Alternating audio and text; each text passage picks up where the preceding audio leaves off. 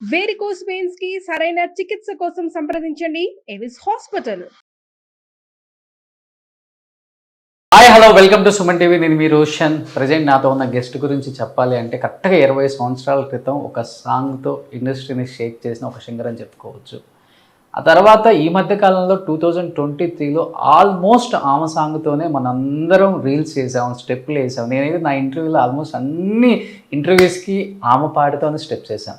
టమ్ టమ్ టమ్ టమ్ టమ్ టన్ టన్ టన్ టన్ టన్ టన్ టన్. ఇప్పటికి అర్థమైంది కదా, she is none other than great singer Srivardhini Thaman.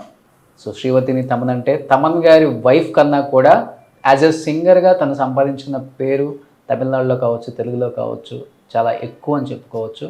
But ఎప్పుడు కూడా ఆఫ్ స్క్రీనే ఉంటారు because of her schedules and her family. ఎప్పుడు కూడా స్క్రీన్ ముందుకు రాలేదు. అండ్ తెలుగులో కూడా ఈ మధ్య కాలంలో this is the first interview Srivardhini గారిది. ఇంకెందుకు ఆలస్యం, స్టార్ట్ చేద్దామని టమ్ టమ్ టమ్ అని. సో శ్రీవర్ధిని గారు నమస్తే. నమస్తే. So first of all thank you for accepting this interview ma'am. ఎందుకంటే చాలా మంది అడుగుతున్నారు కానీ నాకు ఒక గౌరవం ఇచ్చి రండి చేద్దామని ఇంటికి పిలిచారు. First of all thank you ma'am. ఎందుకంటే మీలాంటి సింగర్స్ ఎంత మంచి పాటలు పాడినప్పుడు కూడా స్క్రీన్ మీద రాకపోతే చాలామంది మీ ప్రేక్షకులు కొంచెం ఇబ్బంది పడుతుంటారు. నిజంగా ఆమె లైఫ్లో ఎలా అచీవ్ అయ్యారు, ఎలాంటి స్ట్రగుల్స్ పడ్డారు ఫ్రమ్ డే 1 నుంచి. అండ్ మ్యూజిక్ డైరెక్టర్ తమన్ గారి వైఫ్ కన్నా కూడా శ్రీవర్ధిని గారి పాటలు మా అందరికి బాగా సుపరిచితం. సో ఫస్ట్ మా అందరికి ఈ మధ్య కాలంలో బాగా సక్సెస్ అయిన టమ్ టమ్తో స్టార్ట్ చేద్దామండి. ఓకే, స్టెప్ కూడా వేస్తారా మేడం కూర్చొని, లేకపోతే ఓన్లీ పాట వరకే? Yeah please. മനസ്സോ ഇപ്പൊ തണ്ടി അടിക്കിത് മാമന്നടക്കി മത്തളട്ടം ടം മത്തളട്ടം ടം മത്തളട്ടം ടം സിരിപ്പോയില്ല മിന്നലടിക്കിത് ആസ പൊണ്ണുക്ക് അക്ഷതട്ടം ടം അക്ഷതട്ടം ടം புதுசா ஒரு வெப்பம் அடிக்குது, பிடிச்சா ஒரு வெப்பம் அடிக்குது, வேட்டி ஒன்று சேலையத்தான் கட்டி கிட்டு சிக்கி தவிக்குது, மாலட்டம் டம் மஞ்சரட்டம் டம் மாத்து அடிக்க மங்களட்டம் டம் ஓலட்டம் டம் ஒதுக்கிட்டம் டம் ஓங்கி கட்டிக்கும் முத்திகட்டம் டம்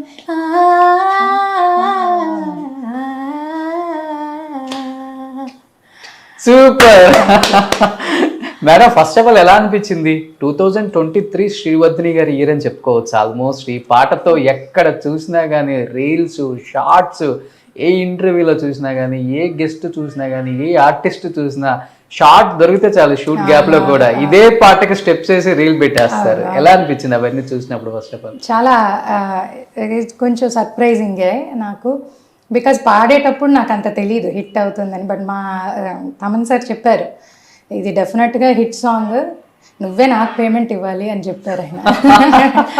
సో అప్పుడు నాకు తెలియలేదు. మేబీ మ్యూజిక్ డైరెక్టర్స్ వ్యూ అలా ఉంటుంది, వాళ్ళకి తెలుస్తుంది ఏది హిట్ అవుతుంది అని. So I'm very very happy. But ఇంతమంది రీల్స్ వేశారు, కొన్ని కోట్లలో ఆ రీల్స్ చూసాం. బట్ తమన్ గారు మీరు ఎప్పుడైనా కానీ ఇంత సక్సెస్ అవుతుంది ఈ పాట ముందే అనుకున్నారు కదా? కనీసం సక్సెస్ అయ్యాక మీ ఇద్దరు రీల్స్ చేశారు? లేదండి, పాట వరకే నాకు. ఓకే, రీల్స్ పెద్ద పాడి పెడతానేమో కానీ మేబీ డాన్స్ ఎప్పుడూ చేయలే. బట్ తమన్ గారు మ్యూజిక్ డైరెక్షన్ తో పాటు డాన్స్ కూడా బాగా వేస్తారు కదా? ఆయన హీరో ఎప్పుడు అడగలేదా? లేదు, ఆయన బాయ్స్ లో ఫస్ట్ హీరోనే కదా. అవును, ఆ తర్వాతే కదా. బట్ ఎప్పుడు కూడా ఆన్ స్క్రీన్ కొంచెం తక్కువ కదా మేడం కనిపించడం కానీ. అంటే సార్కి ఇష్టం ఉండదా, లేకపోతే మీకు ఇష్టం ఉండదా? అలా ఏం లేదు సార్, ఆయన అదే అలా వెళ్ళకూడదు అవేమీ ఎప్పుడూ లేదు.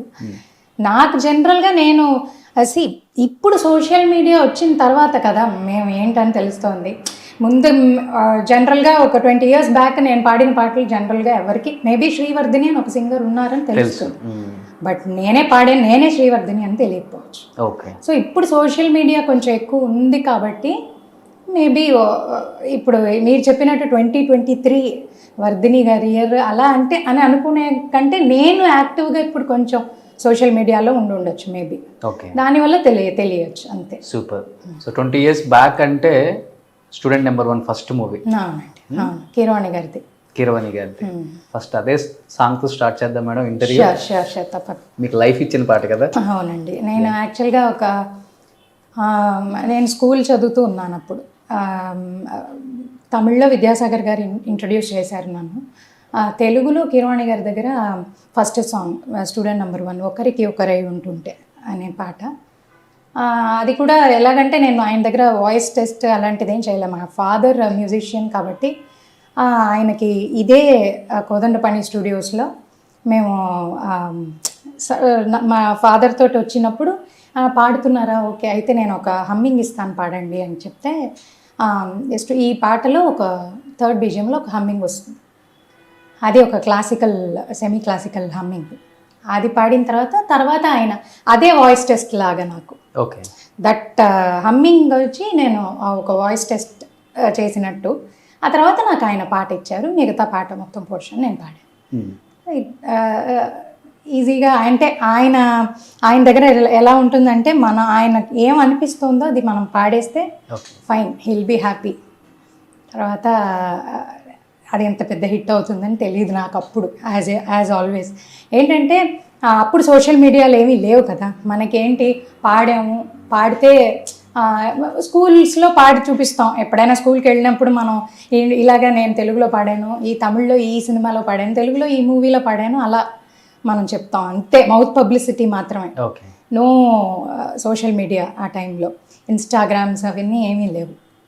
అండ్ ఇప్పుడు ఈ ఒక స్టూడియోలో మనం పాడుతున్నాం, ఇక్కడున్న మ్యూజిషియన్స్ మన పాడింది విని వాళ్ళు ఇంకో మ్యూజిక్ డైరెక్టర్స్ దగ్గర వాయించేటప్పుడు ఇలాగ ఒక పిల్ల వచ్చింది పాడుతోంది అని చెప్పడం, దట్ ఆ ఒక పబ్లిసిటీలోనే మేము ఇన్ని సాంగ్స్ పాడగలిగాం. సూపర్.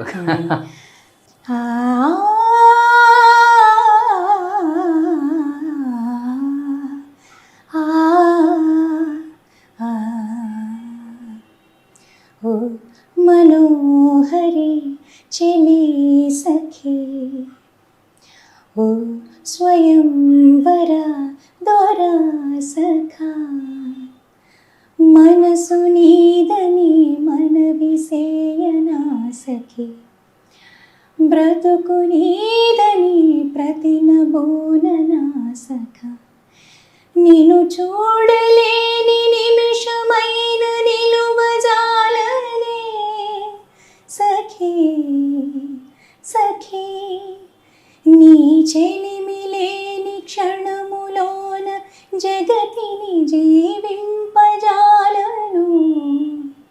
సఖా.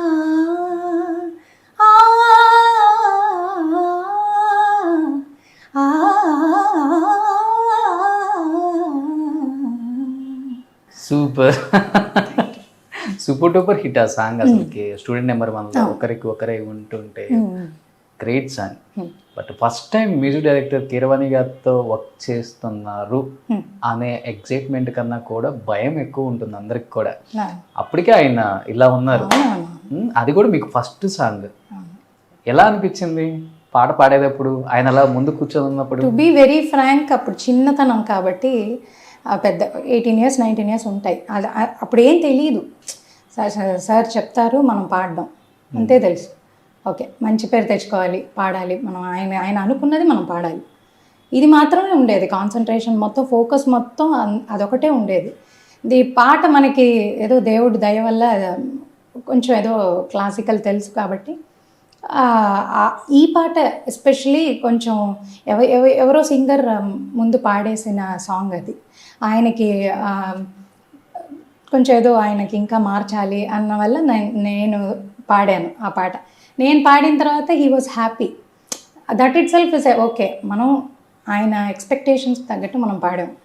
నాది ఇంకా మీరు ఇంకా క్లియర్గా వింటే తెలుస్తుంది. అప్పుడు ఇంకా నాకు అంత ఓవర్ మెచ్యూర్డ్గా ఉండదు వాయిస్, చాలా చిన్న కొంచెం చైల్డిష్ వాయిస్ ఉంటుంది అందులో.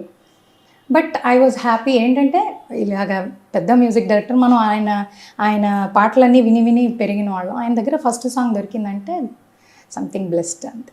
మేడం మీరు మాట్లాడినా కానీ అంత బేస్ ఎక్కువగా ఉంది. చాలా మంది సింగర్స్ మాట్లాడేటప్పుడు చాలా సున్నితంగా మాట్లాడతారు, పాడేటప్పుడు అన్ని వేరియేషన్ చూపించారు. ఎందుకంటే వాయిస్ పోయిద్దని కొంతమంది చిన్నగా మాట్లాడటం ఇవన్నీ అలవాటేమో, మేబీ వీ డోంట్ నో. అంటే మీరు ఫస్ట్ నుంచి ఇలానా మాట అయినా పాట అయినా ఒకటే బేస్ చెప్పారు ఎవరైనా?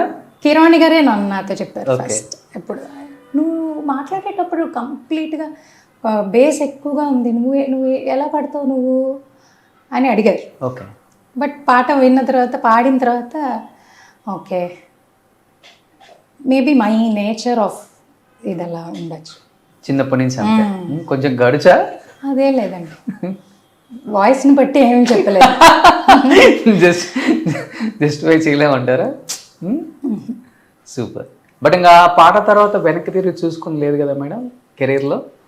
అంటే నేను సైమల్టేనియస్లీ పెళ్ళి అయిందాక చాలా బిజీగా ఉన్నారు. బిజీగానే ఉన్నా, తమిళ్ అండ్ తెలుగు పాడుతూనే ఉన్నా. విద్యాసాగర్ గారికి, యువన్ శంకర్ రాజా గారు, మణిశర్మ గారు తెలుగులో, మణిశర్మ గారు, కీరవాణి గారు, పట్నాయక్ గారికి అందరికీ పాడాను ఆల్మోస్ట్. ఎలా అంటే 12th ఫినిష్ అయ్యే టైము అప్పుడు ఎంత బిజీ అంటే వద్దులే కాలేజ్ వెళ్తే ఇటొక్కాలు వేసి ఇది వద్దు, మనం కంప్లీట్గా దీంట్లో ఫోకస్ చేద్దాం. సో నేను డిస్టెన్స్ ఎడ్యుకేషన్లోనే బీబీఏ ఫినిష్ చేశాను, కాలేజ్కి వెళ్ళకుండా. సో అంత కొంచెం దీని మీద ఫోకస్ చేశాను అప్పుడు. సో అంత కొంచెం అంటే ఎవ్రీడే స్కూల్ నుంచి రాగానే రికార్డింగ్ ఏదో ఒక రికార్డింగ్ ఉండేది. మణిశర్మ గారి స్టూడియోలో ఆల్మోస్ట్ ఎవ్రీడే వర్క్ ఉండేది. అక్కడ ఒక బూత్స్, ఒక 5 to 6 బూత్స్ ఉండేవి, వర్క్ జరిగేవి. ఒక చోట ట్యూన్, ఒక చోట ఏమో ట్రాక్, ఒక చోట మెయిన్ సాంగ్, ఒక చోట కోరస్, అన్నీ పాడేవాళ్ళు. తర్వాత ఎవ్రీడే గంగోత్రి, అశోక్, అవును, నా ఆటోగ్రాఫ్ స్వీట్ మెమరీస్. అసలు ఇంకా ఏ సినిమాలో చూసినా కానీ శ్రీవర్ధిని గారి ఒక మంచి సాంగ్ హిట్స్. అవును, తీన్మార్, కిక్. ఆల్మోస్ట్ తెలుగులో ఒక 100 సాంగ్స్ పాడుంటారు కదా మేడం?